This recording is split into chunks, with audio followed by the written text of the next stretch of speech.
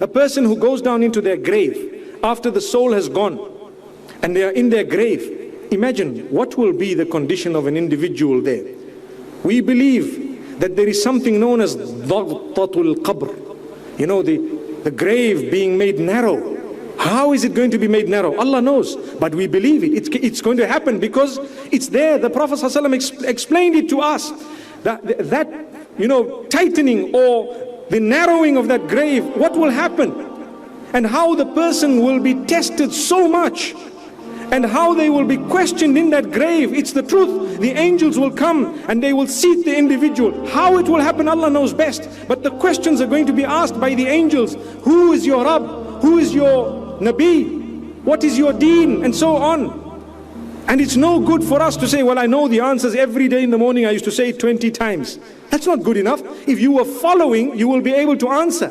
And if you are not following, you won't be able to answer. So here is the mu'min, the one who was believing. He will answer just like that. And he will be given a good resting place. You know, a little perhaps breeze of heaven will be released for that person because of the goodness that the person engaged in his or her life. And the other person, the evil person who engaged in bad and did not turn back to Allah subhanahu wa ta'ala, he will say or she will say, you know what? Who is your Rabb? Who is your Nabi? What is your deen? And so on. Oh, yeah, I heard people saying something and I used to say something as well. That's what sometimes we are guilty of. Do you know how? We heard people reading the Quran. We just read it. That's all. We just said the same thing without even thinking what's the meaning of it. What is it? What is this work? How can I live my entire life without knowing what my Maker said? What a fool. Allahu Akbar. I need to know it because when I die, that sheikh who told me it's haram to look at the meaning of the Quran, he's not going to be there with me to say, oh Allah, I was the one who told us this chap here not to read the meaning. What do you think? It was you, your brain, your mind, Allah gave you. You are responsible, you are answerable. Start understanding Allah's plan by reading His book. That's the only book that is valid in existence, subhanallah. It will lead you to the sunnah of Muhammad sallallahu alaihi wasallam. But if you don't have that book, you don't know what it's all about, what do you expect? How are you going to prepare for the akhirah? My brothers and sisters, it's an important message. The preparation for the life after death is the most important thing that I need to prepare for. You know, we will all invest our wealth because we want, mashallah, high-rise building and a little apartment. We will go out and get loans, inshallah, hope they are halal, inshallah. But from wherever we get some loans and we want to, pay back over time because I need to own the house. Do you know what's happening? And I have seen this in a lot of cases of people who've passed away. They took out loans, they wanted big apartments or homes for their families and themselves. Before they could pay back the loan, they were already in need of a palace in the hereafter because they died. So what happens to that loan? Allah subhanahu wa ta'ala says, مَنْ ذَا الَّذِي يُقْرِضُ اللَّهَ قَرْضًا حَسَنًا فَيُضَاعِفَهُ لَهُ. Allahu Akbar. Who is there who is going to give to Allah subhanahu wa ta'ala so that that loan would be multiplied so many-fold? Subhanallah. Are you ready to do for Allah? Spend your time for Allah. Spend your energy for Allah. Abstain from sin for the sake of Allah. You will find its reward multiplied. When you need your palace in the akhirah, it will be there. You will already be given glad tidings of it from the moment the angels come to take your soul away. You've been given glad tidings because you now know, subhanallah, you have an idea that the angels that have come are angels that I've seen. One narration makes mention, and it's muttafaq alayh, that the angels, the person who's dying will see the angels and just the angels, and subhanallah, up to the horizon, wherever the person can see, they will just see this angel, subhanallah. And the angel will come in white. May Allah subhanahu wa ta'ala make that day easy for us. Ameen. Ask Allah to grant us goodness. People have died, and people who did not believe that there was a hereafter are already in the hereafter. What fools, subhanallah. People who did not believe in the hereafter are already in the hereafter. They've gone. Where are we going? Prepare for the grave. People will come, they'll bury you, they'll carry you. Like I always say, there will come a day when the phones will be ringing, the messages will be flying, people will be tweeting and WhatsApping, and people will be putting posters and statuses and so on regarding your death. The day is coming. The day is definitely coming. People will phone. How many times have you received a phone call and a message? Someone you knew, close to you. They say, Inna lillahi, the person's gone. La, Inna lillahi wa inna ilayhi raji'un. How? What happened? Sometimes we are shocked. Shocked. Well, you know what? The bigger shock will be if you were just taken without preparation. That's a bigger shock. May Allah help us. Because when I go, I'm all alone. If you look at your children carefully, and your parents and your brothers carefully, they belong to Allah before they were even connected to you. But Allah used you to bring them into existence in order to fulfill the bigger plan that He has. That's what it is. But otherwise, Allah owns your child and you do not. Do you know that? Because you have to look after that gift of Allah as a test from Allah in order to earn paradise through that gift of Allah. I have a child temporarily known as my child here in this world. Inshallah, if I use that temporary opportunity to prepare for heaven, I will be getting Jannah solely because of my sacrifice. Same applies with marriage. You're married to someone, it's temporary. But you can eternalize it in certain ways, if Allah wills. Subhanallah. For now, subhanallah, I need to use this gift of Allah that I have by treating her or him in such a way that I earn Jannah. I prepare for my afterlife. It's a sacrifice. It's not easy. And we tell people, and now we need to tell them more and more because materialism is taking over. And we tell people, you know what? Marriage is a big sacrifice, a huge sacrifice. Without sacrifice, you won't achieve anything. Subhanallah. May Allah subhanahu wa ta'ala help us to sacrifice in a way that He is pleased with us. So let's prepare for the day we are put down, when our families will return. And what is left? The hadith speaks of how when a person is, in the form of a janazah, in the form of a dead person being carried, who follows this person? Family, wealth, deeds following this person. They're buried and some things go back and some things stay. What goes back? The family goes back. Before you know it, your wife is married again. Subhanallah. Allahu Akbar. It reminds me, and I must pause for a moment on a lighter note. It reminds me of a person who was really upset in his marriage and so on, and they were not happy. And so something happened, and so the relationship began to improve, and they were working on it and what have you. So the man asks his wife, if I die, will you marry again? That's a question. Imagine, people make their promises as much as they want, but you do not know the circumstances of your spouse. Say, for example, you died and your spouse is struggling so much and they need some form of help. No one's coming to help them. They wouldn't be wrong to marry again. In fact, it's encouraged to marry again. Subhanallah. But at the same time, listen to what the spouse says. The woman says, when the husband says, will you marry again? So she says, no. So what will you do? I'll just stay with my sister. Okay, wow, good answer. And a little while later she asks, what about you? Will you marry again? He says, no. So what will you do? I'll also just stay with your sister. May Allah subhanahu wa ta'ala grant us ease. May Allah subhanahu wa ta'ala bless us. May Allah subhanahu wa ta'ala forgive us. We're ready to make a plan for when our spouse is dying, but we haven't made a plan for when we die. Have you thought of what I'm saying? We make a plan, we already know if she dies, hey, I've got another 2-3 lined up, mashallah. And we don't know, brother, you're dying before her. Subhanallah. May Allah subhanahu wa ta'ala help us to prepare. May Allah help us to prepare, really.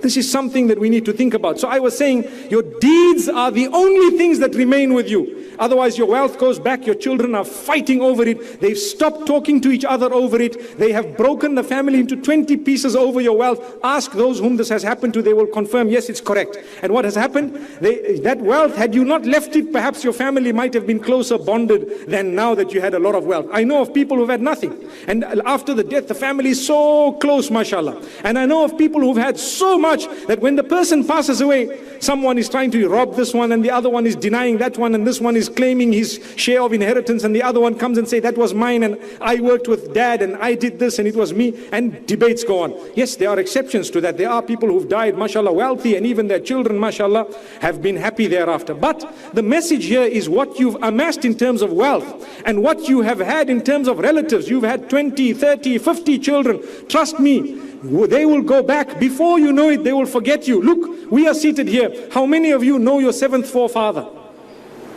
I don't know why they call them forefathers. One day when I was young, I used to think the reason why they call them forefathers is you can only remember up to 4 of them. After that, you can't remember. That's a forefather. You remember your forefathers? You say, yes, all 4 of them. May Allah subhanahu wa ta'ala help us. But one wonders, it's a fact. You will not remember your forefather. How many of us know 7 generations back? But they were important people. You are from their lineage and you don't even know about them. Why? You are their family. But they went, they left you behind, gone. The wealth that they had, well, too late, subhanallah. You might have a piece of land somewhere in one of the rural areas of some place you come from. That was your ancestral land. Big deal, no one wants you there today. May Allah subhanahu wa ta'ala grant us goodness, really. So what happens is, the thing that comes with you, your deeds come in the form of people sometimes. The hadith has different descriptions. The deeds come in the form of a protection for you. That's your deed. That's your deed. What did you do? This man, this is his zakah, this is his salah, beautiful salah. We don't want a quality that is useless. Subhanallah. You know, there was a time when we used to think that the quality of items made in China is not good, but that's wrong. It depends how much you are ready to pay for an item. Ask those who have done business. There was a time when I didn't know any better. I was corrected by someone who is Chinese here in this crowd. Subhanallah. Corrected me. They sent me an email to say, hey, what you said was insulting. It was wrong. You cannot say Chinese products are bad. And they're not. And I guarantee you that it depends on how much you pay. And also on Allah's acceptance. You know, sometimes you buy a vehicle, very expensive one, but it happens to be slightly faulty. Well, that you paid for a lovely car. The fault, that was just a test for you, between you and Allah, subhanahu wa ta'ala. No one planned it for you to have that particular item. It was Allah's plan. The same applies. You see how much you're ready to pay. That's the type of goods you get. So if you want to buy a light, and the light is 1 dirham, then perhaps it will last for a day, 2 days, and then it will go. You know, I don't know if you recall the story I told you about a man who only paid 1 cent for the fans that he had. So he bought a whole box of these fans, and he tested one, his wife tested one, and as she held, you know, the fan that opens up, as he held the first fan, it broke. Or his wife held it and it broke. The wife held the second one, it broke. Third one, it broke. So the wife calls him and says, hey, relax. You bought this thing here and these are breaking. They are defects, rejects. We have a wedding coming up. We wanted to distribute these things to all the guests. How did you do this? So he took the boxes and he went back. And he went back to the man on the side of the road selling these boxes. And he says, hey, these things are not working. He says, what do you mean they're not working? They're breaking. The man says, how much did you pay? He says, I paid 1 cent each. I bought the whole box, you know, so many boxes, 4 boxes. I paid 1 cent each. So the man says, oh, there are other ones that come for 1 dirham and another one that comes for 10 dirhams. It depends how much you pay. Did you read the instructions? The ones you paid, the cent ones. Did you look at what it says inside there? He said, no. Well, there's a way of using them. You want to pay 1 cent, you must know how to use it. So the man says, well, how? This is a fan. It's normal. The whole world knows you open the thing and mashallah, it gives you a nice design and then you use it, you know, with your hand. He says, no. Those are the ones for 1 dirham. The one for 1 cent is a different way. So what's the way? He says, come, I show you. Okay, hold it in your hand. He holds it in his hand. He opens the thing and it's, you know, the fan comes out. Beautiful picture. He says, now put it in front of your face. He says, okay, put it in front. Now move your head. So the man says, what do you mean? He says, but that's if you want to pay nothing, you got to know how to use it. You want the ones that you move, you must pay a bit more. Do you know what? With our deeds, sometimes our deeds are not, the sincerity, the quality is not good enough. May Allah forgive us. So take a look at Surah Al-Mulk. Allah subhanahu wa ta'ala says, تبارك الذي بيده الملك وهو على كل شيء قدير الذي خلق الموت والحياة ليبلوكم أيكم أحسن عملا وهو العزيز الغفور. We know we read Surah Al-Mulk so often, people know it off by heart. Listen to that second verse. Allah says, it is He who has created death and life for a certain reason. What's the reason? In order to test who has better deeds from amongst you. He didn't say who has more deeds. Because what's the point of doing more deeds when the quality is like that 1 cent fan? What's the point?